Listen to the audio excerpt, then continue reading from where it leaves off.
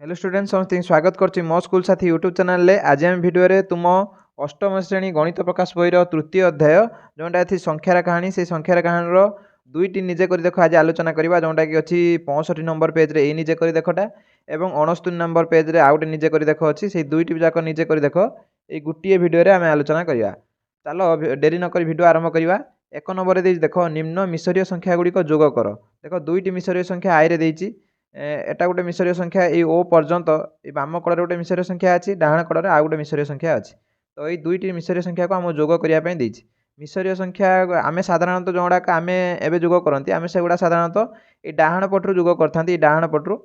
किंतु मिसरीय संख्या गुड़ा साधारणतः कौन ना बाम पटू जोग होता है केमी होता है गोटे कले तुम जापर देख ये जो मिसरीय संकेत मिसरीय संख्या प्रणाली जो मार्गदर्शी संकेत गुड़ा अच्छी तुम ता विषय जानवा दरकार जपर देख यहाँ मिसरीय संख्या प्रणाली मार्गदर्शी संकेत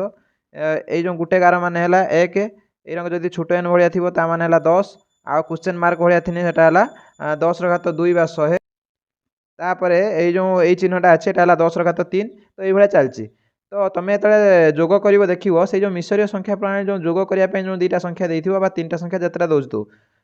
तार सबुठार कौन संकेतटार मूल्य अधिका तापर कौनटा तो बड़रू बड़ जोटा जहाँ बेसी मूल्य से आग लिखियो तापर कम मूल्य तापर कम मूल्य एरक बड़रू सान क्रम लिखियो जपर देख मुझे लिखिले तुम जापर देख एठी जो संकेत अच्छी सबुठार बड़ है यहाँ ये जो संकेत यार मूल्य बड़ जोटा कि 10 घात 3 तापर है 10 घात 2 तापर 10 घात 3 जोटा यहाँ है सब बड़ जपरी कहली तापर यहाँ जो अच्छी 10 घात 2 एटा 10 घात 0 बा एटा यार मूल्य है 1 तो प्रथम यहाँ लिखा तापर यहाँ लिखा तापर यहाँ लिखा 10 घात 1 जो संकेतटा से तो ना से आम ये लिखा ना चलो लिखि ना देखा जो लिखला बेले सब मिसेक लिखियो ये दुईटार जो संकेत गुड़ा अच्छी सब गुड़ा मिसेक लिखियो जपर देख यहाँ 10 घात 3 संकेत यहाँ टोटाली ये देख अच्छी केटा 9टा तो प्रथम 10 घात 3 जो 9टा संकेत ताको प्रथम लिखा देख प्रथम मुझे कौन करनी ना ये जो बड़ संकेत था प्रथम देख ये 9टा अच्छी एपटे तो किसी ना तो 9टा मुझे लिखिनी तापर देख तापर जो बड़ संकेतटा जो माने जार मूल्य अधिका ये देख अच्छी 3टा 3टा 6टा 7टा 8टा 9टा 10टा 11टा तो सब सांगे 11टा मुझे लिखिनी तापर देख जो गार अच्छी जोटार मूल्य है के 1 तार देख केटा अच्छी टोटाली 3 3 6 7 8 9 10 11 12 13 14 15 तो टोटाली 15टा जाक एक सागर लिखिनी बर्तमान यहाँ जोगफल होता किंतु देख आम जानते मार्गदर्शी संख्या जोटा कि मिसरीय संख्या प्रणाली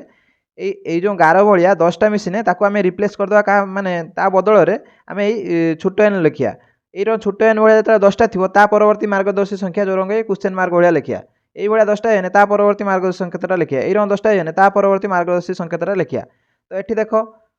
एठी तो 9टा अच्छी तो या बदल किसी लेखा माने जो अच्छी से रखीदे एठी देख अच्छी जो 11 एठी केटा अच्छी 3 3 6 7 8 9 10 11टा अच्छी तो 11टारू आम 10टा को ग्रुप करदे ये 10टा बदल आम यही जो संकेतटार परवर्ती मार्गदर्शी संकेत जोटा कि देख यहीटा जोटा कि पूर्व कटाई से गोटे ता बदली लिखा तो ये देख जगह ना मुझे छुटियाटे कर तुम्हें टे ऊपर को जगह रखिक कर भूल जगह रखिनी तो यही जो 10टा बदली यही गोटे मार्गदर्शी संकेत जोटा कि ये गोटे लिखिनी ये 10टा बदली यहाँ लिखिनी कारण यार परवर्ती मार्गदर्शी संकेत है यहाँ से देख ये जो एक यार मूल्य है 1 तो ये केटा अच्छी 15टा अच्छी 10टा बदली मुझे कौन लिखी ये जो यार 10टा बदली मुझे कौन करी ना यार परवर्ती मार्गदर्शी संकेत तुम जो मन पड़नी ये देख यार परवर्ती मार्गदर्शी संकेत जोटा कि छोट एन भाया ता बदली ये गोटे छोट एन लिखिनी या 10टा बदली छोट एन लिखिनी यार 10टा बदली ये गोटे चिन्ह लिखिनी तो बर्तमान जोगफल है मैंने जहाँ है से तौक लिखिमी तो यहाँ देख 9टा थी एटा गोटे मिसिक 10टा तो ये रंग 10टा काटि नब देख ये 9टा थी एटा गोटे 10टा तो 10टा मुझे काटने देख 3 3 6 7 8 9 10 10टा काटने तापर देख ये गुड़ाक मिसिक तो गोटे जो ये रंग होता नहीं पाखक ये गोटे अच्छी ये क्वेश्चन मार्क भाया तो गोटे काटमी ये 11टा काटिदेवनी कारण या बदल जो 10टा बदल यहाँ जो करनी से नहीं तो ये रंग गोटे रही से देख ये रंग बदल जो गोटे छोट एन भाया होता पाखर लिखिने तापर आउ जोड़ा बड़का रहा कौन गुड़ाक जो 1 जोड़ा बड़का रहा तो से गुड़ा माने 1 जार मूल्य माने गोटे गार भाया जो 5टा बड़का रहा ता कड़र लिखिदेल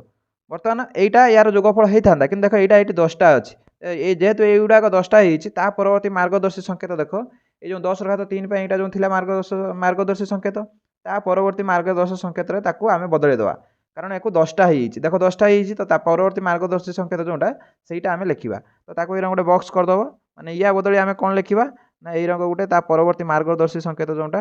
ଏଇଟା ଟିକେ ଏ ରଙ୍ଗ ଲମ୍ବା ରଙ୍ଗ କରିବ ଜାଗା ହେଉନି ବୋଲି ମୁଁ ଏଠି କରିପାରୁନି ଏଇ ରଙ୍ଗ କରିଦେଲ ତାପରେ ଏଇ ରଙ୍ଗ କରିଦେଲ ବର୍ତ୍ତମାନ ଯେଉଁଟାକି ଫାଇନାଲ୍ ଆନ୍ସର୍ ଏଇଠି ତଳେ ଲେଖିନେବ ଯେଉଁଟାକି ପ୍ରଥମେ ହେବ ଦେଖ ଏଇ ରଙ୍ଗ ଗୋଟେ ଏ ରଙ୍ଗ ଲମ୍ବା ଭଳିଆ କରିକି ଏଇଠି ଗୋଟେ ଗାର ଦେଇଦେବ ଏଇଟା ହେଲା ପ୍ରଥମ ତାପରେ ଏଇ ରଙ୍ଗ ଗୋଟେ କ୍ୱେଶ୍ଚନ୍ ମାର୍କ ଅଛି କ୍ୱେଶ୍ଚନ୍ ମାର୍କ କରିଦେବ ତାପରେ ଏଇ ଗୋଟେ ଛୋଟ ଏନ୍ ଅଛି ଛୋଟ ଏନ୍ କରିଦେଲ ତାପରେ ଏଇ ରଙ୍ଗ 5ଟା ଅଛି ଏଇ ରଙ୍ଗ 5ଟା ଗାର ଟାଣିଦେଲ ତ ଏଇ ଯେଉଁ ଦେଇଥିଲା ଏଇ ଯେଉଁ ଦୁଇଟା ସଂଖ୍ୟାର ଯୋଗଫଳ ଫାଇନାଲ୍ ତା ଆନ୍ସର୍ ହେବ ଏଇଟା ଯେଉଁଟାକି କେମିତି ହେଲା ପ୍ରୋସେସଟା ମଧ୍ୟ ମୁଁ ତୁମକୁ କହିଦେଲି ପ୍ରଥମେ ଏଇର ଲେଖିବ ଟିକେ ଉପରୁ ଜାଗା ରଖିବ ଯାହାଫଳରେ ଯେଉଁ ବଦଳି ଯେଉଁ ମାନେ ୟା 10ଟା ବଦଳି ଆମେ ଏଇଟା ଲେଖୁଛନ୍ତି ବା ଏଇ 10ଟା ବଦଳି ଏଇଟା ଲେଖୁଛନ୍ତି ଟିକେ ଜାଗା ରହିବ ମୋର ଟିକେ ଜାଗା ସର୍ଟ ହେଇଯାଇଥିଲା ସେଥିପାଇଁ ଦେଖ ଟିକେ ଗୁଞ୍ଜି ଗୁଞ୍ଜି ହେଇଯାଇଛି ତାପରେ 2i କି ଯିବା 2iରେ ଦେଖ ପ୍ରଥମେ ଏଇ ଯେଉଁ ସଂକେତଟା କେତେ ଥର ଅଛି ଥରେ ଅଛି ତ ଏଟାକୁ ଥରେ ଏଇର ଲେଖିନେଲ 10 ଥର ଥିଲେ ଆମେ ମାନେ ଯେତିକି ଥର ଥିବ ମିଶେଇକି ଲେଖିଦେବା ଏଠି ଥରେ ଅଛି ଏଠି କିଛି ନାହିଁ ତ ଏଇଟା ଥରେ ଅଛି ଥରେ ଲେଖିଦେନି ତାପରେ ଏଇ ଯେଉଁ ଛୋଟ ଏନ୍ ଭଳିଆ ଦେଖ ଏଠି ଅଛି 3 3 6 7 8 9 10 11 12 12 ଥର ଅଛି ତ 12 ଥର ଲେଖିଦେନି 1 2 3 4 5 6 7 8 9 10 11 12 12 ଥର ଲେଖିନେନି ତାପରେ ଦେଖ ଏଇ ଯେଉଁ ଗାର ଭଳିଆ କେତେଟା ଅଛି 6ଟା ଅଛି ଏଠି ତ କିଛି ନାହିଁ ତ କେବଳ 6ଟା କାଟିନେନି 1 2 3 4 5 6 6ଟା କାଟିନେନି ଦେଖ ଏଇଠି ଗୋଟେ ସାଇଟ୍ରେ ମୁଁ ଲେଖିବାକୁ ଭୁଲି ଯାଇଥିଲି ଯେ ଏଇଠି ଯୋଗଫଳ ଲେଖିବ ତାପରେ ଶେଷମାନ ଚିହ୍ନ ଦେଇକି ଏଇଟା ଲେଖିବ ତା ପ୍ରୋସେସଟା ସେଇ ରଙ୍ଗ ଯେ ଏଇରକମ ପ୍ରଥମେ ଯୋଗଫଳ ଲେଖା ହେବ ଶେଷମାନ ଦେଇକି ଏଇଟା ଆମେ ଆରମ୍ଭ କରିବା କଥା କିନ୍ତୁ ମୁଁ ଯୋଗଫଳଟା ଲେଖିନଥିଲି ତ ଯୋଗଫଳଟା ଲେଖିନେବ ବର୍ତ୍ତମାନ ଦେଖ ପ୍ରଥମେ ଏଇ ଚିହ୍ନଟାର ତ ଗୋଟେ ଅଛି କିଛି ଅସୁବିଧା ନାହିଁ ଏଇ ଚିହ୍ନଟା ଦେଖ କେତେଟା ଅଛି 12ଟା ଅଛି ଆମେ ଜାଣିଛନ୍ତି 10ଟା ବଦଳିଲେ କ'ଣ ହେଇଯିବ ନା 10ଟା ବଦଳି ଆମେ ତା ପରବର୍ତ୍ତୀ ମାର୍ଗଦର୍ଶୀ ସଂକେତ ଯେଉଁଟାକି ଏଇ ଛୋଟ ଏନ୍ର ପରବର୍ତ୍ତୀ ମାର୍ଗଦର୍ଶୀ ସଂକେତ ହେଲା କ୍ୱେଶ୍ଚନ୍ ମାର୍କ ତ କ୍ୱେଶ୍ଚନ୍ ମାର୍କରେ ଆମେ ବଦଳେଇ ଦେବା କୋଉଟାକୁ ନା ଏଇ ୟା 10ଟା ବଦଳି ଏଇ ଜିନିଷଟା ଲେଖିବା ତାପରେ ଏଇ ଯେଉଁ 6ଟା ଅଛି ଏଠି ତ 6ଟା ବଦଳି ତ ଆମେ କିଛି ଲେଖିବାନି ତ ସେଇର ରହିଲା ବର୍ତ୍ତମାନ ଦେଖ ୟାର ଫାଇନାଲ୍ ଆନ୍ସର୍ ଲେଖା ହେବ ଏଇଟା ହେଲା ପ୍ରଥମେ ଏଇର ଗୋଟେ ଅଛି ଗୋଟେ କରିଦେଲ ତାପରେ ଦେଖ ଏଇ ରଙ୍ଗ ଗୋଟେ କରିବ ମାନେ ଏଇ ରଙ୍ଗ ଏଇ ଯେଉଁ 10ଟା ବଦଳି ଯେଉଁ ଗୋଟେ କରିଥିଲେ ସେଇଟା କରିବ ଯେଉଁଟାକି କ୍ୱେଶ୍ଚନ୍ ମାର୍କ ଭଳିଆ ଏଇର ତାପରେ ଏଇ 10ଟା ଚାଲିଗଲା ପରେ ଏଠି ଆଉ 2ଟା ଥିବ ତ 2ଟା ଏଇର ଛୋଟ ଏନ୍ କରିଦେଲ ତାପରେ ଏଠି ଯେଉଁ 6ଟା ଅଛି 6ଟା ଏଇର କାଟିଦେବ 3 4 5 6 ତ ଏଇଟା ହେଲା ଏଇ ଯେଉଁ 2iର ଫାଇନାଲ୍ ଆନ୍ସର୍ ଏଇଠି ଟିକେ ଭୁଲ ଏଇଠି ଭୁଲ ତ ନୁହେଁ ଟିକେ ଲେଖିନଥିଲି ଯୋଗଫଳ ତ ଯୋଗଫଳ ଶେଷମାନ ଦେଇକି এই ପ୍ରୋସେସଟା କରିବ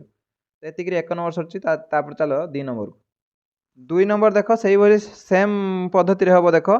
ପ୍ରଥମେ ଏଠି ଦେଖ ବୃତ୍ତ ଗୋଟେ ଅଛି ଏଠି 3ଟା ଏଟା ହେଲା 5 ଆଧାର ବିଶିଷ୍ଟ ସଂଖ୍ୟା ପ୍ରଣାଳୀ ଆମେ ପୂର୍ବରୁ ଯେହେତୁ 10 ଆଧାର ଥିଲା 10ଟା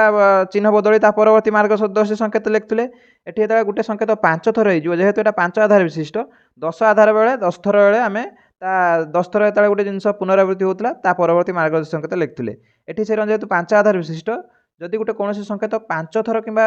ତାଠାରୁ ଅଧିକା ହୁଏ ତ ସେତିକିବେଳେ ଆମେ ଭାବିବା ଯେ 5 ଥର ବଦଳି ତା ପରବର୍ତ୍ତୀ ମାର୍ଗଦର୍ଶୀ ସଂକେତଟା ଲେଖିବା କିନ୍ତୁ ଦେଖ ଏଠି କୌଣସି 5ଟା ହେବ ନାହିଁ ତ ସେଥିପାଇଁ ଏଇ ଯେଉଁ କ୍ୱେଶ୍ଚନଟା ବହୁତ ଇଜି ଅଛି 2 ନମ୍ବରଟା ଦେଖ ଏଠି ଗୋଟେ ବୃତ୍ତ ଅଛି ଏପଟେ କେତେଟା ଅଛି 3ଟା ଅଛି ତ ଟୋଟାଲ ଦେଖ 4ଟା ବୃତ୍ତ ହେବ 1 2 3 4 4ଟା ବୃତ୍ତ କରିଦେନି ତାପରେ ଦେଖ ଏଠି କେତେଟା ଯେଉଁ ଷଡ଼ଭୁଜ କେତେଟା ଅଛି 1 2 ଏଠି ଅଛି ଦେଖ ଗୋଟେ ତ ଟୋଟାଲ 3ଟା ଅଛି ତ 3ଟା ଷଡ଼ଭୁଜ କରିନେବ ଗୋଟେ ତାପରେ ଆଉ ଗୋଟେ ଷଡ଼ଭୁଜ କରିବ ତାପରେ ଆଉ ଗୋଟେ ଷଡ଼ଭୁଜ କରିବ ସରିଗଲା ତାପରେ ଦେଖ ଏଇ ଯେଉଁ ବର୍ଗଚିତ୍ର କେତେଟା ଅଛି ଏଠି ଗୋଟେ ଅଛି ଏଠି 2ଟା ଅଛି ତ ଟୋଟାଲ 3ଟା ଅଛି ତ 3ଟା ଏରଙ୍କ 3ଟା କରିନେବ 3ଟା କରିନେଲେ ବର୍ଗଚିତ୍ର ତାପରେ ତ୍ରିଭୁଜ ଦେଖ ଏଠି ଅଛି 2ଟା ଏଠି ଅଛି କେତେ 4ଟା ତ 4ଟା ତ୍ରିଭୁଜ କରିନେବ 1 2 3 4 ଏরকম 4টা ত্রিভুজ କରିନେଲ ତ ଏଇ ଯେଉଁ ଦେଇଥିଲା 5 ଆଧାର ବିଶିଷ୍ଟ ସଂଖ୍ୟା ପ୍ରଣାଳୀ ନିମ୍ନୋକ୍ତ ସଂଖ୍ୟା ଗୁଡ଼ିକ ଯୋଗ କର ତ ଯୋଗ କରିସାରିଲା ପରେ ଏଇ ଯେଉଁ ଏଇଟା ହେବ ତାର ଯୋଗଫଳ ଏବଂ ଏଠି ଟିକେ ପୂର୍ବରୁ ଯୋଗଫଳ ଲେଖିଦେବ ଯେଉଁଟାକି ମୁଁ ଲେଖିବା ପାଇଁ ଦୁଇଥର ମୋତେ ଭୁଲିଗଲିଣି ତ ଏଇଠି ପୂର୍ବରୁ ଯୋଗଫଳ ଲେଖିକି ଶେଷମାନ ଦେଇକି ଏଇଟା କରିବ ତ ଏଇଠି ଏଇ ଯେଉଁଟାକି 65 ନମ୍ବର ପେଜ୍ରେ ଥିଲା ନିଜେ କରି ଦେଖଟା ଶେଷ ହେଇଛି ତାପରେ ଚାଲିଯିବା ଆମେ ପେଜ୍ ନମ୍ବର 69ରେ ଯେଉଁଟା ଅଛି ନିଜେ କରି ଦେଖ ସେଇଟା କରିନେବା ଦେଖ ନିଜେ କରି ଦେଖ ଯେଉଁଟାକି ଅଛି ଦେଖ ପେଜ୍ ନମ୍ବର 69 ବା 69ରେ 1 ନମ୍ବର କ୍ୱେଶ୍ଚନ୍ ଦେଇଛି ଦେଖ ଏପରି କୌଣସି ସଂଖ୍ୟା ଅଛି କି ଯାହାକୁ ମିଶରୀୟ ସଂଖ୍ୟା ପ୍ରଣାଳୀରେ ପ୍ରକାଶ କଲେ ସଂକେତ 10 ଥର ଏଇଟା ଥରେ ନୁହେଁ 10 ଥର କିମ୍ବା ତାଠାରୁ ଅଧିକ ଥର ଆସିଥାଏ ଦେଖ ଗୋଟେ ମାର୍ଗଦର୍ଶୀ ସଂକେତ ମିଶରୀୟ ସଂଖ୍ୟା ପ୍ରଣାଳୀରେ 10 ଥର ଆସିପାରିବ ନାହିଁ କାହିଁକି ୟାର କାରଣ ମଧ୍ୟ ତୁମକୁ ପୂର୍ବ ଯେଉଁ ନିଜେ କରି ଦେଖ କହିଲି ସେଇଠି କହିଦେଇଛି ଧରାଯାଉ ଏଇ କାରଟା ଏଇ ଯେଉଁ ମାର୍ଗଦର୍ଶୀ ସଂକେତଟା 10 ଥର ଆସିଗଲା ତ ଇଏ ଯଦି 10 ଥର ଆସିଗଲା ତା ବଦଳରେ ଆମେ ଏଇ ଯେଉଁ ତା ପରବର୍ତ୍ତୀ ମାର୍ଗଦର୍ଶୀ ସଂକେତଟା ଲେଖିଦେବା ତ ଏଟା ଆଉ 10 ଥର ଲେଖାଯାଏନି କାରଣ ଏଟାର 10 ଥର ଲେଖିଯାଏ ଏଟା ଥରେ ଲେଖିବା ସେଇଆ ସେଇଭଳି ଧରାଯାଉ ଏଇ ମାର୍ଗଦର୍ଶୀ ସଂକେତଟା 10 ଥର ଆସିଗଲା ଆମେ ତାର ପରବର୍ତ୍ତୀ ମାର୍ଗଦର୍ଶୀ ସଂକେତ ଲେଖିଦିଅନ୍ତି ତ ଯଦି କୌଣସି ମାର୍ଗଦର୍ଶୀ ସଂକେତ 10 ଥର କିମ୍ବା 10 ଥରୁ ଅଧିକ ପୁନରାବୃତ୍ତି ହୋଇଯାଏ, ତ ଗୋଟିଏ ମାର୍ଗଦର୍ଶୀ ସଂକେତର 10 ଥର ବଦଳରେ ତା ପରବର୍ତ୍ତୀ ମାର୍ଗଦର୍ଶୀ ସଂକେତଟାକୁ ଆମେ ଲେଖିଦେଉ। ସେଇଥିପାଇଁ ଗୋଟିଏ ଯେଉଁ ମିଶରୀୟ ସଂଖ୍ୟା ପ୍ରଣାଳୀରେ କେବେ ବି ଗୋଟେ ମାର୍ଗଦର୍ଶୀ ସଂକେତ 10 ଥର କିମ୍ବା ତାଠାରୁ ଅଧିକ ଆସିପାରିବ ନାହିଁ। ତ ଆନ୍ସର୍ ଯେଉଁ ହେବ ନା ଏହା କେବେ ହେଇପାରିବ ନାହିଁ। ଦେଖ ୟାର ଆନ୍ସର୍ ମୁଁ ଲେଖି ନେଇଛି, ଲେଖିଛି ଯେ ଏଇଟା ଦେଖ ନିଜେ କରି ଦେଖ ପେଜ୍ 69ରେ ଯେଉଁଟା ଅଛି ଯେଉଁ ଲେଖିଦେଲି 1 ନମ୍ବର ଲେଖିଛି ନା, ମାନେ ଏଇ ଯେଉଁ କ୍ୱେଶ୍ଚନ୍ର ଯେଉଁ ପ୍ରଥମ ଯେଉଁ କ୍ୱେଶ୍ଚନ୍ ଅଛି, ଦେଖ ଦୁଇଟା କ୍ୱେଶ୍ଚନ୍ ଅଛି ଯେ 10 ଥର ଲେଖି ହେବ ନା ନାହିଁ ସେଟା ଗୋଟେ କ୍ୱେଶ୍ଚନ୍, କାହିଁକି ତାର ଆଉ ଗୋଟେ କ୍ୱେଶ୍ଚନ୍। ତ ଦୁଇଟା କ୍ୱେଶ୍ଚନ୍ର ଆନ୍ସର୍ ମୁଁ 2 ଥର ଦେଇଛି। ନା ମାନେ ଏଇ ଯେଉଁ ପ୍ରଥମ କ୍ୱେଶ୍ଚନ୍ର ଆନ୍ସର୍ ହେଲା ନା। ତାପରେ ତାର କାରଣ ମାଗିଛି, କାରଣ ମଧ୍ୟ ଲେଖିଛି ଦେଖ ମିଶରୀୟ ସଂଖ୍ୟା ପ୍ରଣାଳୀରେ ଆଧାର ହେଉଛି 10, ତେଣୁ ଯଦି କୌଣସି ସଂକେତ 10 ଥର ଆସିଥାଏ ତେବେ ସେହି 10ଟି ସଂକେତକୁ ତାର ପରବର୍ତ୍ତୀ ମାର୍ଗଦର୍ଶୀ ସଂକେତରେ ବଦଳାଇ ଦିଆଯାଏ। ସେଥିପାଇଁ ଗୋଟେ ସଂକେତ ଆମର 10 ଥର କିମ୍ବା 10 ଥରୁ ଅଧିକା ଆସିପାରିବ ନାହିଁ। ତ ଏ ଆନ୍ସର୍ଟା ତୁମେ କେବଳ ଏତିକି ଲେଖିବ। ତାପରେ କ୍ୱେଶ୍ଚନ୍ ଦେଇଛି ଦେଖ 4 ଆଧାର ବିଶିଷ୍ଟ ନିଜର ଏକ ସଂଖ୍ୟା ପ୍ରଣାଳୀ ସୃଷ୍ଟି କର ଏବଂ ସେ ଦେଇଛି 1ରୁ 16 ପର୍ଯ୍ୟନ୍ତ ସଂଖ୍ୟାକୁ ଲେଖ। ତ ଯେକୌଣସି ଆମେ ଆଧାର ବିଶିଷ୍ଟ ସଂଖ୍ୟା ପ୍ରଣାଳୀ ପ୍ରସ୍ତୁତ କରିବା ପୂର୍ବରୁ ତାର ଯେଉଁ ମାର୍ଗଦର୍ଶୀ ସଂଖ୍ୟା ଏବଂ ତାର ସଂକେତ ଗୁଡ଼ା ଲେଖିବା ପାଇଁ ପଡ଼ିବ। ତ ଏଟା ଯେହେତୁ ଆମେ ନିଜେ ତିଆରି କରିବା ପାଇଁ ଦେଇଛି, ଆମ ମନରୁ ଆମେ ସଂକେତ ଗୁଡ଼ା ଲେଖିପାରିବା। ମାର୍ଗଦର୍ଶୀ ସଂଖ୍ୟାଟା ତ ଆମେ ଲେଖିବା ତାର ନିୟମ ଅନୁସାରେ, ପ୍ରଥମଟା ହେବ ପ୍ରଥମ ମାର୍ଗଦର୍ଶୀ ସଂଖ୍ୟାଟା ସବୁବେଳେ 1 ହେଇଥାଏ, ତାପରଟା ତାର 4 ଗୁଣ 4 ହେବ କାରଣ ଯେହେତୁ 4 ଆଧାର ଅଛି, ତାପରେ ତାର 4 ଗୁଣ 16 416 ହେବ, ତାପରେ 416 64, ତ ଏଇଭଳିଆ ହେବ। ତ ପ୍ରଥମେ ତାର ମାର୍ଗଦର୍ଶୀ ସଂଖ୍ୟା ଏବଂ ସଂକେତ ଗୁଡ଼ା ଲେଖିନେବା। ତ ଦେଖ ପ୍ରଥମେ ମୁଁ ଲେଖିନି 4 ଆଧାର ବିଶିଷ୍ଟ ସଂଖ୍ୟା ପ୍ରଣାଳୀରେ ମାର୍ଗଦର୍ଶୀ ସଂଖ୍ୟା କ'ଣଟା ହେବ ନା, ପ୍ରଥମଟା ହେବ 4 ଘାତ 0, ତାପରଟା ହେବ 4 ଘାତ 1, ତାପରଟା ହେବ 4 ଘାତ 2, ତାପରଟା ହେବ 4 ଘାତ 3, ତାପରଟା ହେବ 4 ଘାତ 4, ଏରକମ ଚାଲିବ। ତ ବା ତାକୁ ଆମେ ଲେଖିପାରିବା 4 ଘାତ 0ଟା 1, 4 ଘାତ 1ଟା 4, 4 ଘାତ 2ଟା 416, 4 ଘାତ 3ଟା 416 64, ତ ଏଇଭଳି ଚାଲିବ। ଆଗକୁ ଆଉ ଲେଖିବା ଦରକାର ନାହିଁ, ଆମର ଏତିକିର ହେଇଯିବ। এইটা ଆମେ ତାର ମାର୍ଗଦର୍ଶୀ ସଂଖ୍ୟା ଗୁଡ଼ା ଲେଖିଦେଲେ, ତାପରେ ଲେଖିବା ମାର୍ଗଦର୍ଶୀ ସଂକେତ ଗୁଡ଼ା। ତ ମାର୍ଗଦର୍ଶୀ ସଂକେତ ସେଇଟା ଲେଖି ନେବ। ମୁଁ ଭିଡ଼ିଓ ପଜ୍ କରି ଲେଖି ନେଉଛି, ତାପରେ ତୁମକୁ କହିଦେବି। ଦେଖ ଯେହେତୁ ଆମର ଏଇଟା ନିଜେ ଆମ ମନରୁ ସଂଖ୍ୟା ପ୍ରଣାଳୀଟା ସୃଷ୍ଟି କରିବା, ତ ଏଠି ଆମକୁ ମାନେ କୌଣସି ବାଧ୍ୟବାଧକତା ନାହିଁ ଯେ ଆମେ ଏଇ ପ୍ରକାର ସଂକେତ ନେବା। ତ ଏଠି ଦେଖ ସଂକେତ ଯେଉଁ ଲେଖା ହେଇଛି, ମାର୍ଗଦର୍ଶୀ ସଂଖ୍ୟା ଆମ କତର ଥିଲା 1, ତ 1 ପ୍ରଥମ ମାର୍ଗଦର୍ଶୀ 1 ଥିଲା ସଂଖ୍ୟା, ତ 1 ପାଇଁ ଦେଖ ଗୋଟେ ବିନ୍ଦୁ ନେଇଛି। ତାପରଟା ଥିଲା 4 ଘାତ 1, 4 ଘାତ 1 ପାଇଁ ଏଇଟା ଗୋଟେ ସିଧା ଗାର ନିଆଯାଇଛି। ତାପରେ 4 ଘାତ 2 ବା 16 ଥିଲା, ତ 16 ପାଇଁ ଦେଖ ଦୁଇଟା ଗାର ନେଇଛି, ଯେଉଁଟାକି 4 ଘାତ 2 ପାଇଁ ମୁଁ ଦୁଇଟା ଗାର ନେଇଛି, ଜାଣିବା ପାଇଁ ଟିକେ ସୁବିଧା ହେବ। ତାପରେ ଥିଲା 4 ଘାତ 3, ତ 4 ଘାତ 3 ପାଇଁ ଗୋଟେ ତ୍ରିଭୁଜ ନେଇଛି। ଦେଖ ପୂର୍ବରୁ 5 ଆଧାର ମଧ୍ୟ ଗୋଟେ ତ୍ରିଭୁଜ ବ୍ୟବହାର ହେଇଥିଲା, ତ କନଫ୍ୟୁଜନ୍ ଏଠୁ ମାନେ ନ କରିବା ପାଇଁ ମୁଁ ଦେଖ ସେ ତ୍ରିଭୁଜ ଭିତରେ ଗୋଟେ କୋଣକୁ ଟିକେ ଗାଢ଼ କଲର୍ କରିଦେଇଛି, ଯାହାଫଳରେ ଜଣାପଡ଼ିବ ଏଇଟା 4 ଘାତ 4 ପାଇଁ ସଂକେତଟା। ତ ଏଠି କନଫ୍ୟୁଜନ୍ ନ ହେବା ପାଇଁ ମୁଁ ଏଇଭଳିଆ କରିଦେଇଛି। ବର୍ତ୍ତମାନ ଚାଲ 1ରୁ 16 ପର୍ଯ୍ୟନ୍ତ ଥିବା ସମସ୍ତ ସଂଖ୍ୟାର ଯେଉଁଟାକି ଦେଇଛି, ତାପରେ ଆମେ ଏଇ ଯେଉଁ ସଂକେତକୁ ବ୍ୟବହାର କରିକି ଲେଖିନେବା, କାରଣ ଆମର 64 ପରେ ଆଉ ଦରକାର ହେବନି ନା, ସେଇଥିପାଇଁ ଆମକୁ ଦେଇଛି 16 ପର୍ଯ୍ୟନ୍ତ ଲେଖିବା ପାଇଁ, ମୁଁ ଆଉ ଗୋଟେ ଏକ୍ସଟ୍ରା ଲେଖିଦେଲିଣି। ତ 16 ପର୍ଯ୍ୟନ୍ତ ଯେତିକି ସଂକେତ ଅଛି ସେତିକି ସଂକେତରେ ଆମ ପାଇଁ କାଫି, ତ ଆଗକୁ ଆମକୁ ଆଉ ଦରକାର ନାହିଁ, ସେଇଥିପାଇଁ ମୁଁ ଆଉ 64 ପରେ ତା ଆଗକୁ ଯେଉଁ ମାର୍ଗଦର୍ଶୀ ସଂଖ୍ୟା ଏବଂ ତାର ସଂକେତ ଲେଖି ନାହିଁ। ବର୍ତ୍ତମାନ 1ରୁ 16 ପର୍ଯ୍ୟନ୍ତ ମାର୍ଗଦର୍ଶୀ ଏ ଯେଉଁ 1ରୁ 16 ପର୍ଯ୍ୟନ୍ତ ସଂଖ୍ୟାକୁ ଏଇ ସଂଖ୍ୟା ପ୍ରଣାଳୀ ବ୍ୟବହାର କରିକି ଆମେ ଲେଖିନେବା। ଦେଖ 1ରୁ 16 ପର୍ଯ୍ୟନ୍ତ ସଂଖ୍ୟା ଲେଖି ନେଇଛି। ପ୍ରଥମେ ଅଛି 1, ତ 1 ପାଇଁ ଗୋଟେ ବିନ୍ଦୁ, ତ ଏଠି ଗୋଟେ ବିନ୍ଦୁ ଦେଇଦେଲ। 2 ମାନେ 1 2ଟା ମିଶିଲେ 2 ହେବ, ତ 2ଟା ବିନ୍ଦୁ ଦେଇ ଦିଆହେଲା। ତାପରେ 3ଟା ଦେଖ କାହା କାହା ମଧ୍ୟରେ ରହୁଛି, 1 ଆଉ 4 ମଧ୍ୟରେ, ତ ତା ପୂର୍ବ ମାର୍ଗଦର୍ଶୀ ସଂଖ୍ୟା ତ 1 ବ୍ୟବହାର ହେବ, ଯେଉଁଟାକି ମୁଁ ପୂର୍ବରୁ ଏଇଟା ବୁଝେଇଛି ବହୁତ ଥର। 1 ବ୍ୟବହାର ହେବ, କେତେଥର ବ୍ୟବହାର ହେବ 3 ପାଇଁ, ତ 3 ଥର ଏଇଟା ବ୍ୟବହାର ହେବ।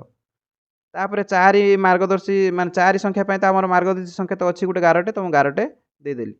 ତାପରେ 5 ପାଇଁ କ'ଣ କରିବି ନା, 5ଟା ଦେଖ 4ରୁ 16 ମଧ୍ୟରେ ରହୁଛି, ତ 4ଟା ବ୍ୟବହାର ହେବ, ମାନେ